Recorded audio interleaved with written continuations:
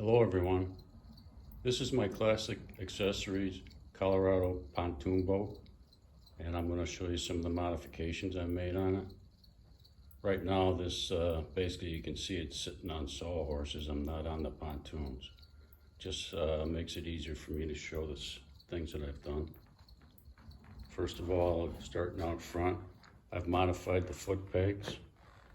Basically added a little support there so you can rest your foot there as well as hold on to the forward part for rowing. I've also made a deck.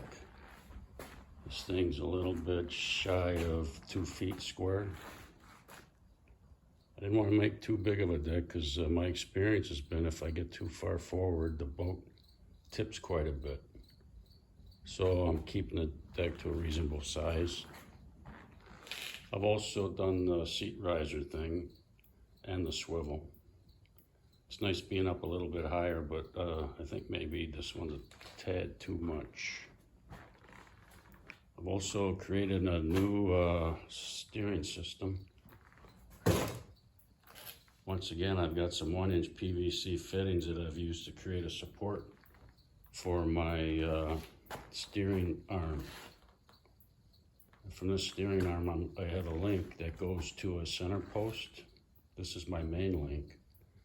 For this link, I'm coming off of the 1-inch square tubing that the company uses to store their transport wheel and to set it up for transport. Once again, I've used a mishmash of 90s and T's. I think there might be a quad in there somewhere. Anyway, it's a real solid setup. And from this center link, I'm going back to the trolling motor. Basically, that's got another set of paddles, you might say, that I've linked to that main link, and then we link back to the steering arm. So basically, just by pushing and pulling on this arm, I'm able to turn the boat left and right. It's nice to have the steering right next to you in the seat. Squeaks a little bit, but I've never put any kind of a lubricant on there. Might try some Vaseline. Also on that center, right in front of the center post, I have a stand for an umbrella. Nice to have a little bit of shade when you're out there.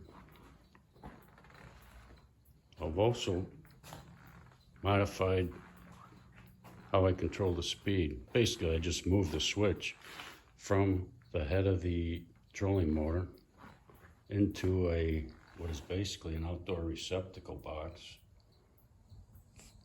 And mounted that, I have another support assembly on this side of the boat. So I mounted the switch on that assembly. It just lifts right out right now. I'm probably also going to pin that.